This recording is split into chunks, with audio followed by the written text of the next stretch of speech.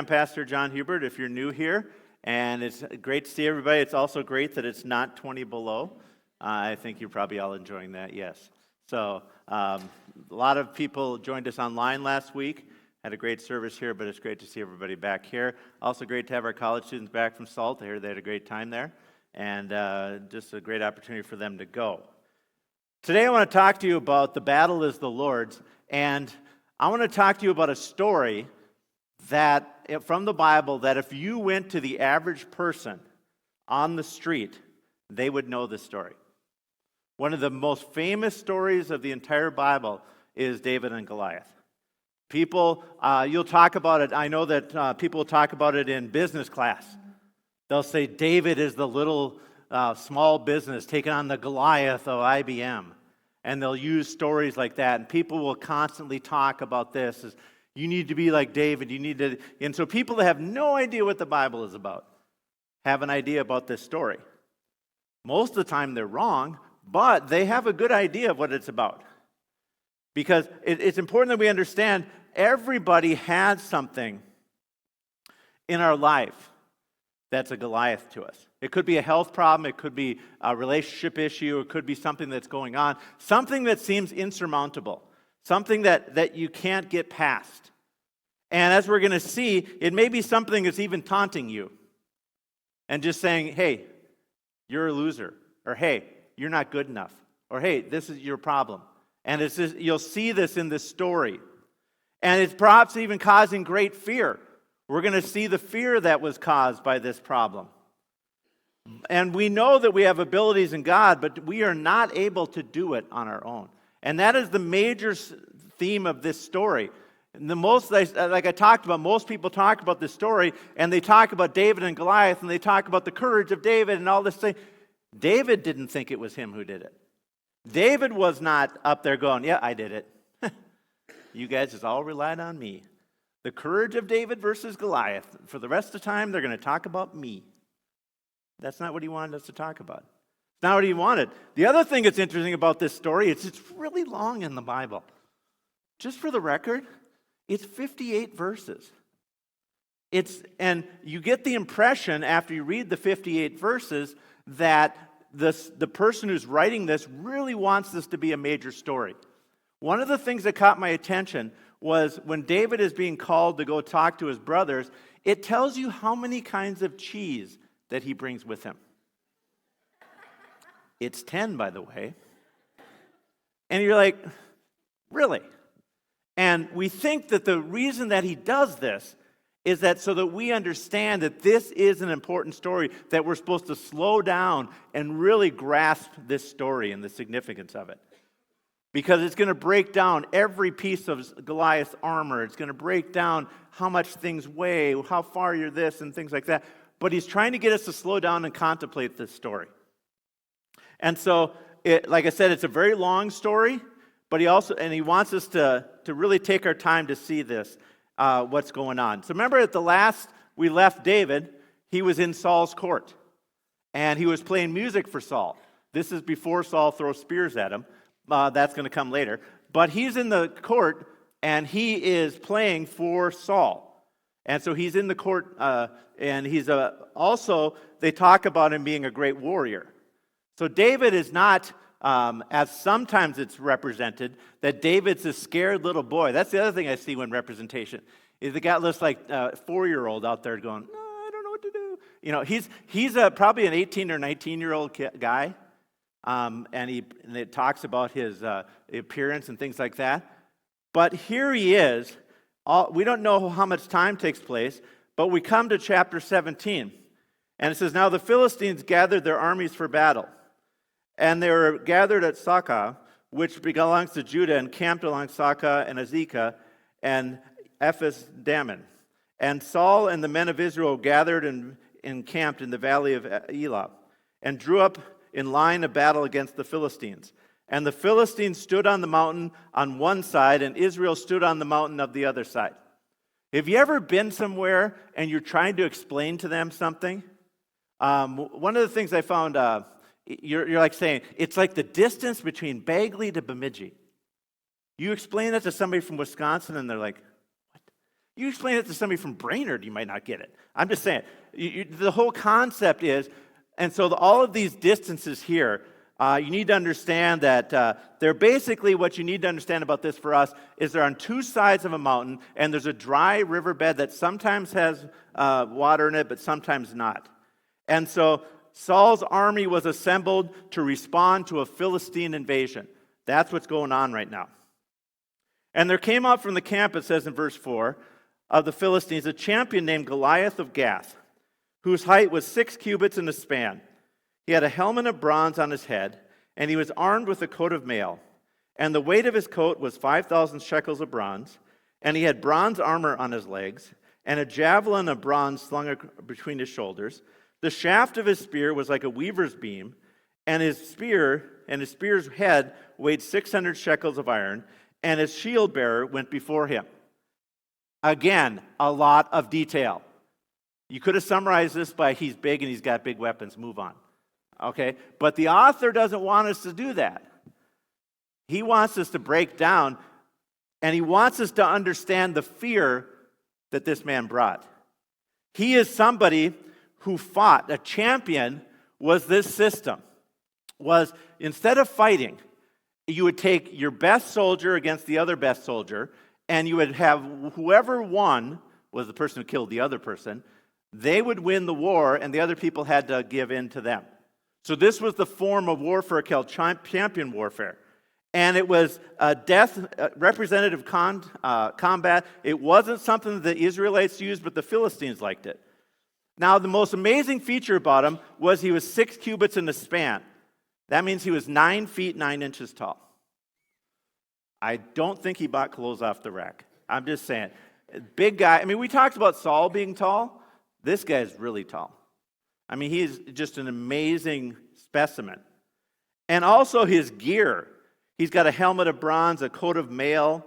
That's the coat that he had on was 126 pounds that he was wearing.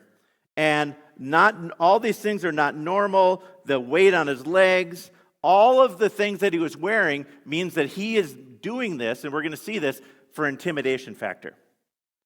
He is putting on all this stuff and acting like he's really tough. Well, because he is really tough. But he's really trying to give that message.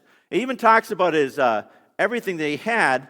He had weapons that matched his amazing height and armor. He had a javelin of bronze, a shaft of spear like a weaver's beam, the fact that it had a loop on it, and the spear's head was 15.1 pounds. Now, as big as he was, that means he could only throw it a few feet. So his goal was basically to get really close to you, and you're in trouble.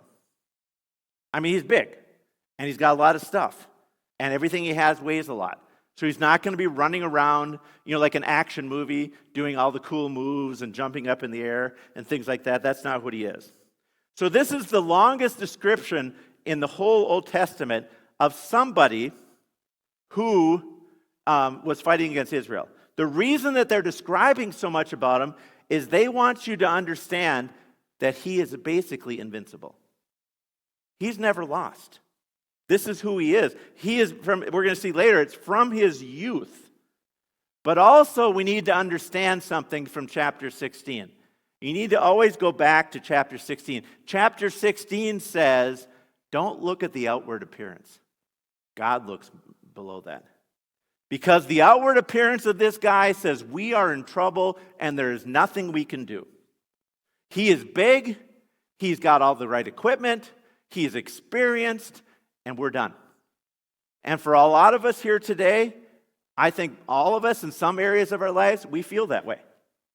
There's something big. There's something scary. And it's almost invincible to us. This is something that we can't get past. And then verse 8 talks about, he stood and he shouted to the ranks of Israel, why have you not come out to draw up for battle?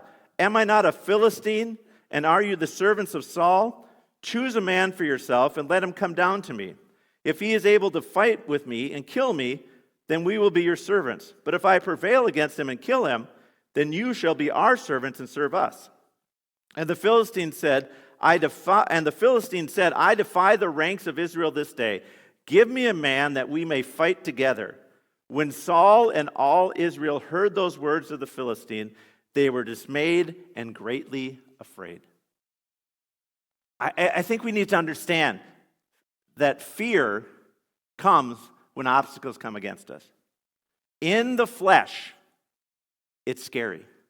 In the flesh, you may have got a diagnosis. In the flesh, you may have heard something. In the flesh, something may have happened that you can't handle. Understand, fear is a normal reaction to that. Fear is something that comes quickly to us. And it's something we have to say, God, help me with this, because it's the natural reaction. I mean, this is the army of Israel here, and their action is, coming against them.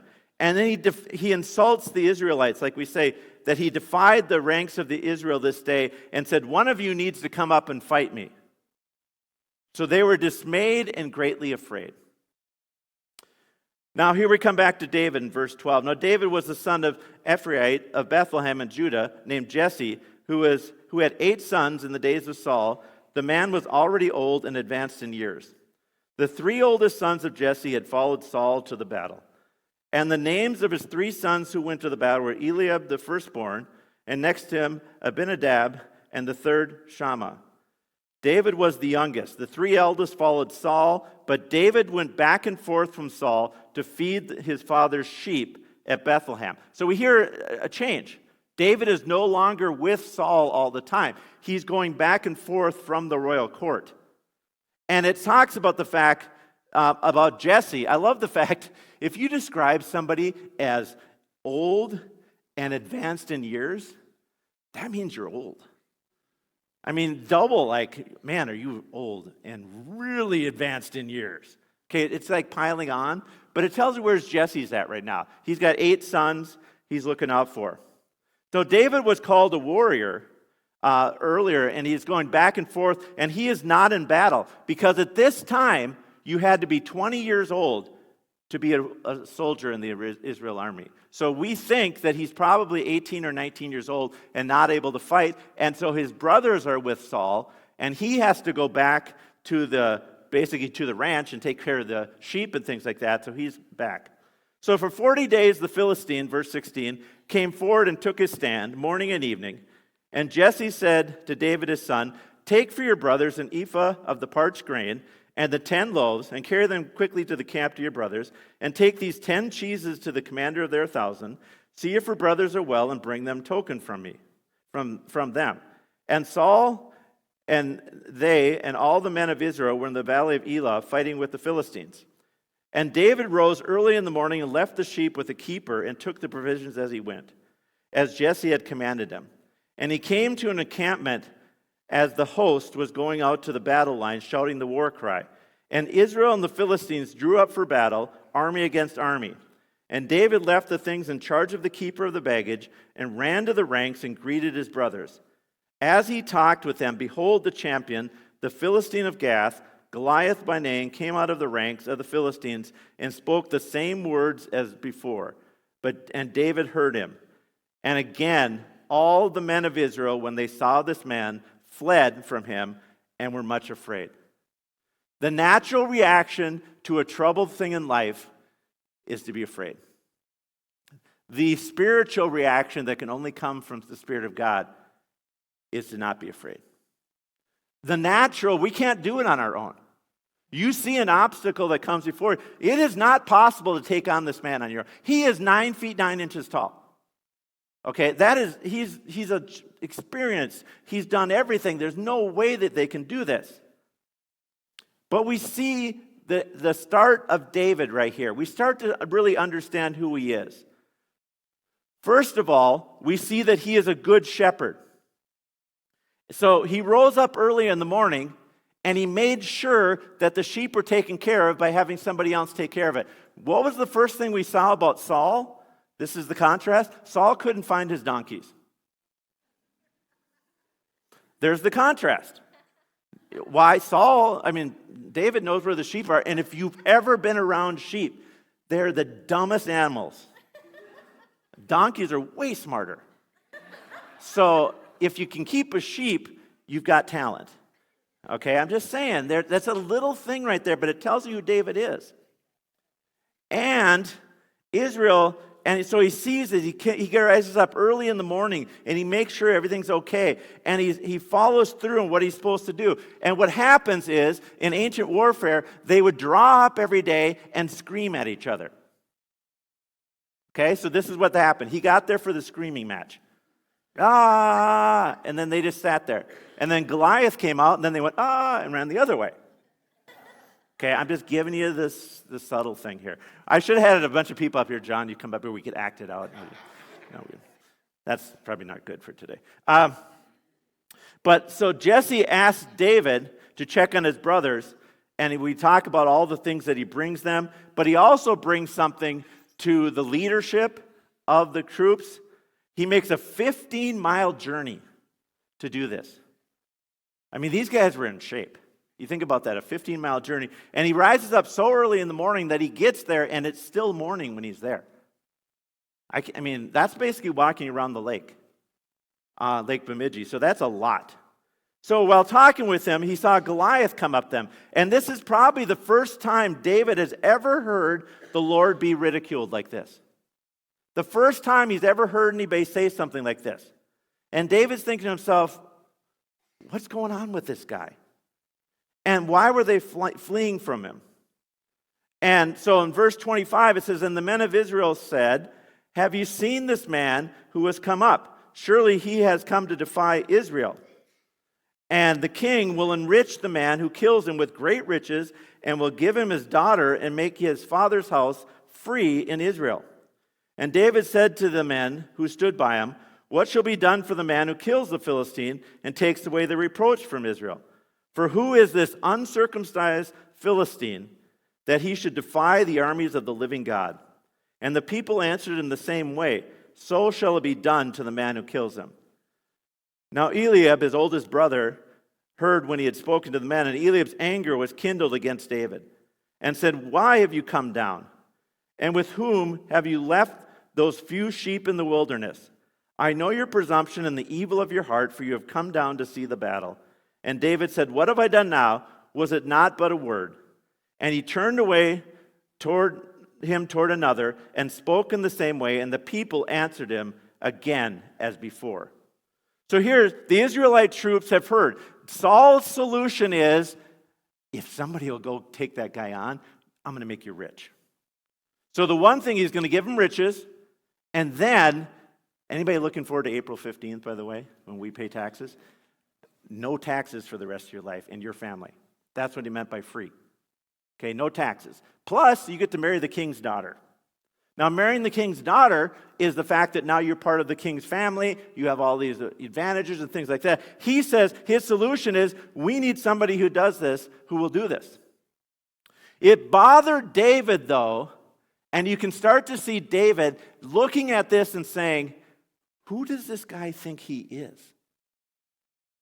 Well, he's 9 feet 9 inches tall, David, and he's got all this really cool stuff. He's got these massive spears and javelins and all this. What do you mean, who is this? Who does this uncircumcised Philistine? You say, what does that mean? This man is not in covenant with God, and I serve the living God, David is saying. Who does this man think he is, not serving the living God, that he defies God's troops? Who does he think he is? Who is on our side? We serve the living God, he is saying. And this man thinks he can mouth off to us just because he's big? It doesn't matter. God's bigger than that. And so basically, he says, you're not just insulting us, but you're insulting God himself. You are cursing at God. You're insulting God. So his response is going to bother his older brother. And basically, remember in the chapter 16, his older brother was one who Samuel thought was going to be the one who was going to be the king. Because he looked right, he acted right, he had that about him. Have you heard this with the political campaigns that are going on? They always talk about the candidate having it. Hey, you know what? That candidate doesn't have it. Nobody can define that. But it's just like, this candidate has it. The talent, the skill, the ability just to speak and can move around. It looks so smooth when they're doing it. And we've seen presidents like this, and some of them are good leaders and some of them aren't. But they have that talent. And so Eliab had that talent, but we can also see that David's question of who does this uncircumcised Philistine bothers him, and he thinks that David has a bad heart. And we see that this man, just like Eli and Saul and the ones that came before him, is not able to distinguish between what is right and what is wrong. And so David responds, he says, what have I said? But he basically just turns away from him and says, you know what? I'm going to go back to the battle. So when the words that David spoke were heard, they repeated them before Saul, and he sent for him. And David said to Saul, let no man's heart fail because of him. Your servant will go out and fight this Philistine. And Saul said to David, you are not able to go against the Philistine to fight with him, for you are but a youth, and he has been a man of war from his youth. But David said to Saul, your servant used to keep the sheep for his father. And when there came a lion or a bear and took a lamb from the flock, I went after him and struck him and delivered it out of his mouth. And if he rose against me, I caught him by his beard and struck him and killed him. Your servant has struck down both lions and bears, and this uncircumcised Philistine shall be like one of them, for he has defied the armies of the living God. And David said, the Lord who delivered me from the paw of the lion and from the paw of the bear will deliver me from the hand of the Philistine. And Saul said to David, go, and the Lord be with you. So word gets back to Saul, hey, we've got a candidate. Somebody wants to take on the 9'9" guy. All right? And he comes up, and he walks up to him, he's like, I'm ready to go. Well, you're not even in the army. You're a youth. Okay, remember, youth is anything less than 20 at this time. He looks at him, he says, I'm not going to let you fight this guy. You can't do that. And so Saul looks at him, he says, yeah, you're young, and this other guy, he's been fighting since he's young. You'll never have a chance. And I think to myself, there's so many people that will be that kind of encourager for you. And you say, what do you mean? There are people that say, man, your life stinks. Nothing's going to get better. Oh, good to see you. And you may say, maybe they're not that direct, but there are people in your life that don't know the living God, that look at a circumstance and say there's no hope in anything. And that's the way Saul's looking at it. Remember, the Spirit of God has left him. He is looking at this saying, I can't see any way because all I can see is the appearance. I don't see any way we can win. I'm not even sure it can happen. I'm throwing out money, doing whatever I can. I'm not going to go fight him. I mean, why didn't Saul go fight him? Isn't he the tall Saul? He could go out and get him. I mean, he's got the best armor, the best everything, the best training. But he doesn't want to do it because he doesn't see the fact that God can overcome this. And so David looked at him, and he basically said, here's the first thing that's interesting about David. He encouraged Saul. He encouraged everybody that was there. He's the youngest guy there. Everybody's older. Saul's older than him. He goes, hey, everybody, don't be afraid. I'm here to help. He's looking out for other people, not just himself. Let not your hearts fail because of him. Your servant will go out and fight with the Philistine. In other words, I'm here to encourage you as well as go out and fight. You could tell the heart of David. This is that heart we're going to see that's after God. And then Saul tells him no, and then David says, you know what? I used to kill bears and lions with, and I'm just thinking to myself, I'm impressed. I mean, I've seen a lion in a cage with lots of people in between. I have seen bears in my car, not next to them. All right? I'm just saying this is not normal, but he is saying, you know what? When I was taking care of my sheep and one of these would come and take one of the sheep, I took care of them. And you think to yourself, well, David just must be the most talented man ever. And David's like, yeah, I'm just bragging. I'm bragging. What does David say, though? I love this line. David said, the Lord who delivered me from the paw of the lion and from the paw of the bear. Who does he give credit to? He gives credit to the Lord. He's not looking at this saying, I can do it. Now, he does have talent. We're going to see the man has talent. God gives us talent. God does not call you into something where you don't have any talent. It would have been interesting if God would have called David to do this with a sling that he's never used before. We're going to see that he's going to try and hit him, and he's never done it before. But he understands that even the talents that he has, any gift that he had, the Lord is the one who delivered me. So what we need to look at, if the Lord has delivered me in the past, the Lord can deliver me now. But you don't understand. This is a Philistine, and he's huge. He's not a lion or a bear. He looks at him, he says, the man is uncircumcised Philistine, and he's defied the armies of the living God. Basically, he's just an animal to me. That's what he's put himself down to. And if God can take care of this, he can take care of everything else. And so Saul looks at David, and we think this is slightly maybe an encouragement and a, well, good luck to you. He just says, go and the Lord be with you. He's going, wow, I'm going to let this guy go, but this could be wild. So he kind of just pushes him along the way. And so David is saying, you know what? I'm going to go with the Lord and do this. So then Saul, in verse 38, clothed David with his armor. He put a helmet of bronze on his head, clothed him with a coat of mail, and David strapped his sword over the armor. And he tried in vain to go, but he had not tested them. Then David said to Saul, I cannot go there, for I have not tested them. So David put them off. Then he took his staff in his hand and chose 5 smooth stones from the brook and put them in his shepherd's pouch. His sling was in his hand, and he approached the Philistine. So basically, Saul does give him, yay, best to you, but I'm also going to give you the best equipment that we have in the army here. And the best equipment always was with the king. So I remember hearing this story as a kid, and they would always talk about that the armor was probably too big and it had all this. No, that's not the issue. The issue was that it just wasn't right for David because he had never fought with it before. He'd never had a chance to fight with this kind of equipment, and for him it just didn't work. And also, there's another function of this, is that what is going to make David win is not something human, it's going to be from God. And it also contrasts David and Saul. Okay, if David is more like the leaders of the past, like Abraham, Isaac, Jacob, and Moses, they didn't walk around in armor. They didn't walk around in chainmail. They didn't walk around like this. They had God fight for them. So David is saying, I'm not going to be like the kings. Remember, Saul was a king like every other king in the area. He was a tough guy. He had the royal robes. He had the royal armor. He was like everybody else. Meanwhile, David wants to be a servant leader like the great leaders of the past.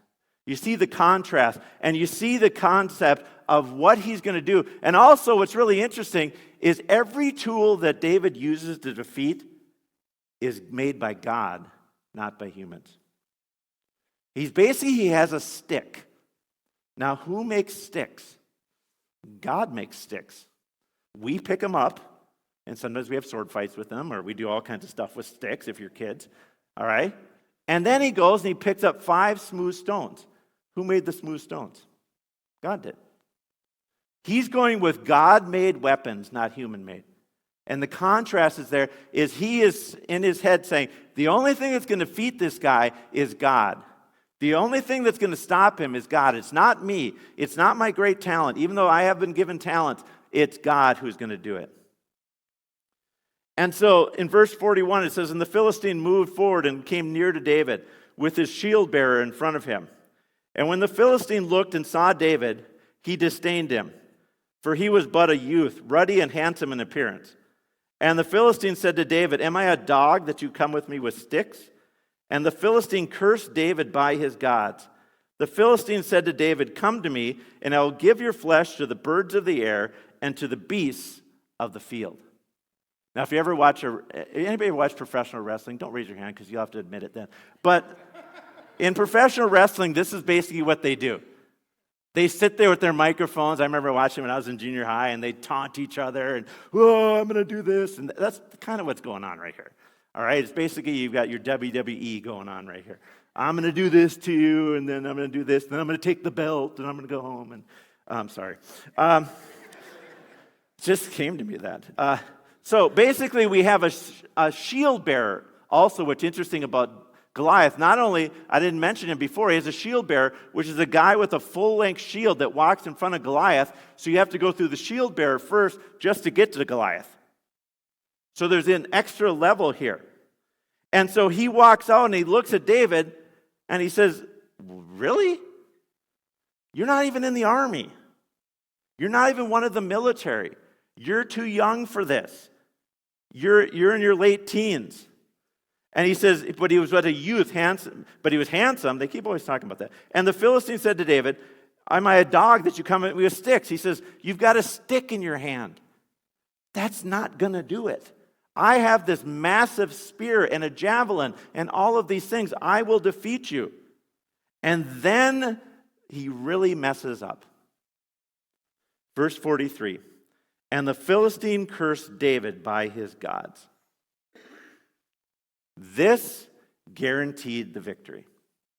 You say, wait a second, what do you mean there? In Genesis 12:3, the promise to Abraham is, I will bless those who bless you, and him who dishonors you, I will curse. Basically, he cursed God. He cursed the God of Abraham. He cursed the God of Isaac, the God of Jacob. And the punishment for this, guess what the punishment is for this if you do this in the Old Testament? Death by stoning. What is David about to do? He is following God's command. He heard the curse before and he says, this guy needs to be stoned. I'll get 5 stones and we'll take him down. Because that's what the Bible says. This is what it is. The Bible says this is what I'm supposed to do. I trust the God of the Bible. I will do it. The difference between David and Saul is very clear now, isn't it? One's willing to obey God in the face of a giant. The other one's basically, I'll do whatever is good for me, and I don't want anybody to not like me, and in the whole concept of Saul. But David will follow God's word to the end. He is saying, I know the victory is there because God has promised the victory. So then David said to the Philistine, you come to me with a sword and with a spear and with a javelin, but I come to you in the name of the Lord of hosts, the God of the armies of Israel, whom you have defied. Now here's what I want you to understand. David acknowledges how hard it is, what Goliath is. Have you ever heard anybody say that? It's not that bad. My house just burned down. It's not that bad. They're easy to build new ones. Not a problem. Or they just say something to you, it's not that big a deal. It's not that whatever. No, he admits that this is a bad situation.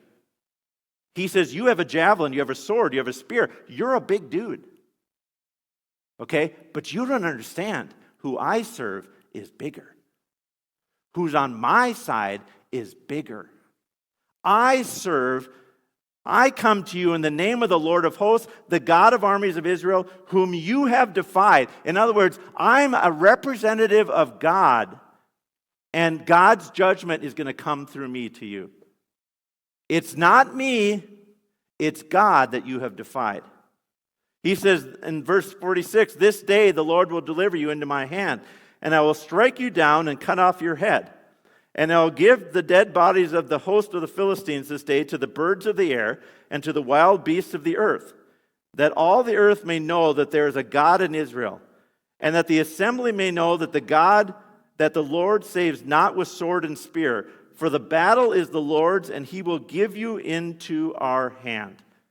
So he looks at him, he says, you have done this.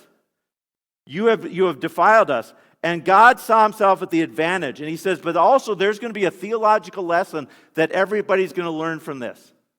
So David's smart enough to say that this is not just a simple little battle. This is something in 2,000 years they're still going to be talking about. And this is what I want them to know about it. He says that everybody knows that I will strike you down, that the whole earth may know that there is a God in Israel. And the God of Israel is the God of Jesus, and we need to understand that there is a God. And if there is a God that loves us and cares for us and has the ability to do anything, we can do anything in his name. We can overcome. Like I've always said, the worst thing that can happen in this world is to die, and Christ has conquered death. So there is nothing that God cannot overcome. There's nothing. He says, the word that you need to understand is there is a God that can do anything. He can call a guy with a stick and a stone to take on the greatest champion and take him down. And he says the other lesson that everybody's going to learn is, to everybody that's there, is that the whole earth may know, and that they all would know the Lord's power, to whoever heard the story, that the Lord saves not with sword and spear, for the battle is the Lord's. The Lord does it His way. We do it our way. So many times we want to do it our way and not let God do it His way. But God has a better plan than we have. We need to look at Him and say, what is the plan that we're supposed to do? And so He wants 2 theological lessons. He wants us to understand that today, that there is a God who can conquer anything in your life. You need to understand that today. If you walk away with anything else, that's not David's saying right here what he wants you to know. And that the Lord conquers not with human means, but with beyond human means. He can do anything. He can conquer anything. He can take care of anything. There's nothing that can stop him. So then the Philistine arose in verse 48 and came and drew near to David. And David ran quickly toward the battle to meet the Philistine. And David put his hand in his bag and took out a stone and slung it and struck the Philistine on the forehead. The stone sank into his forehead, and he fell on his face to the ground. So David prevailed over the Philistine with a sling and with a stone, and struck the Philistine and killed him. There was no sword in the hand of David.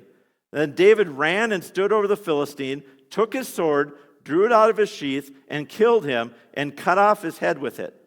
When the Philistines saw their champion was dead, they fled. So here's David. He's like, I am going to do what the Bible tells me to do, which is to stone you. So he comes with a sling. And you notice how David is running towards the battle? That's kind of cool. And Saul and Goliath is basically sauntering a little bit. So David can run around. He's got a sling. He's got the ability to do this. He hits him in the head so hard that it sinks into his forehead, and he falls on his face. So everybody in the Philistine camp might be thinking to themselves, well, maybe he's just sleeping. Maybe he'll be okay, because it was just a rock. Now, we think these rocks were the size of a tennis ball. That's from ancient Near East studies. So we think it was the size of a tennis ball. So the size of a tennis ball sunk into his forehead. I would think that Sanford Health over there would have, say that that's not good. But the issue is, we're not sure. So David says, he goes up to him and cuts his head off and takes all of his stuff and holds up his head. Now the Philistines are like, I think he's dead now. All right, he's not coming back. He's not coming back, this is for sure. Because David says, this is the Lord's victory. And notice it also says there's just a little line that's thrown in there. It says in verse 50, there was no sword in the hand of David. Because David was following Leviticus that told him exactly how he was supposed to do this. He didn't come with a sword, because that's not what the verdict was. If you blasphemed God, it was stoning that you deserved. So after his amazing thing, he strips him, the Philistines flee. Verse 52 says, the men of Israel and Judah rose up with a shout and pursued the Philistines as far as Gath, to the gates of Ekron. So the wounded Philistines fell on the way to Shaaraim, as far as Gath and Ekron. And the people of Israel came back from chasing the Philistines, and they plundered their camp. And David took the head of the Philistine and brought it to Jerusalem, but he put his armor in his tent. So basically, the soldiers get up. Remember, they were screaming. They get up and scream. This time they're screaming and they actually do something. Because they said, they knocked down Goliath, we're taking them all on. Now the Philistines, guess what? The enemy's not honest. Right? The enemy said, if you can defeat me, we'll become your slaves and your servants. Did the Philistines just go, well, you know what? You won. The devil is a liar. The enemy is a liar. Just that component right there. Oh yeah, if you just take care of this, I'll leave you alone. No problem. No, he's a liar. The Philistines ran, which I think is a good plan, actually, to run away. Because they probably have never lost. They have no concept of losing. It's like, well, wait a sec. Our guy always wins because he's huge. And so they're fighting. And so they chase them all the way. He takes the armor, he takes the head, he puts it in Jerusalem as kind of this is what happens to people that defy the people of God. Jerusalem's not even an Israelite city at this time. He goes to Jerusalem and says, you know what, to everybody who's here, this is what happens when you defy the living God. Just kind of a little token for you to think about. And what's the first thing David does when he is king? He takes Jerusalem, the city of David. But here he is, and he's doing this, and he's following through in all this. And verse 55 to 58 kind of has a flashback. As soon as Saul saw David go against the Philistines, he said to Abner, the commander of the army, Abner, whose son is this youth? And Abner said, as your soul lives, O king, I do not know. And the king said, inquire whose son this boy is. And as soon as David returned from striking down the Philistine, Abner took him and brought him before Saul, with the head of the Philistine in his hand. And Saul said to him, whose son are you, young man? And David answered, I am the son of your servant, Jesse the Bethlehemite. Now there's an issue with this. Wasn't he the guy that was playing music for him? Wasn't he the guy that was in the court? And so there's a lot of different theories here. But first of all, we need to understand that Saul is trying to figure out who this guy is and what he's trying to do, and maybe I need to follow him. We think that there's a lot of reasons for this. Probably David had grown by this time and had gotten older, but also we think that remember Saul was under judgment, that not only was he affected spiritually, he was affected mentally. Like he can't remember things. He's lost his touch as a leader. God has pulled away from him right here. And so the fact that he can't even recognize David is amazing. And he asked him for his name. But you say, how do you know this? How would this be? Because if the Lord's Spirit is with Saul, he had the ability to do this. It says in 2 Samuel 14:20 about David, in order to change the course of things, your servant Joab did this. But my Lord, he's talking about David, has like the wisdom of the angel of God to know all things that are on the earth. When the Spirit of God was with David, he knew what he needed to know. When the Spirit of God left Saul, he lost this ability. He didn't even recognize David anymore.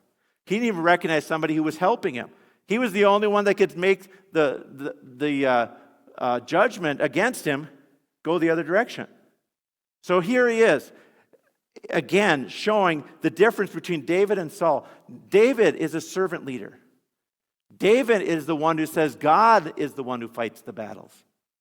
When you have something in your life, there's nothing wrong. Sometimes people would say, hey, I'm sick. I should never go to the doctor. I should just pray about it. I would say pray first and go to the doctor. That's okay. But don't forget that God is the one who's in charge of everything. Hey, I'm having a financial problem. You know what? Pray, but also maybe get some financial counseling. There's nothing wrong with that. David had skills, remember, but he gave credit to God. I give credit to God that penicillin was invented. I mean, basically, yes. I give credit to God that there's anything that we have here that God has done. Because God is the one who does all of it. And even David, who was a very talented fighter, it says he was an incredible fighter, took on lions and bears. I would never take on a lion or a bear. I keep coming back to that. Like, not a chance. Maybe with a rifle from a distance. But he just looks at him and he says, the Lord is the one who delivered me. So no matter what happens in your life, give credit to the one who can do it. And also look to the one who can do that. As David said, remember, there is a God. There's a God of Israel. There's a God of his church today. And he delivers people. He is the one who can fight against the Goliaths in your life. He is the one. David's message to us is still ringing today. There's nothing that God cannot do in your life. Why don't you stand with me today?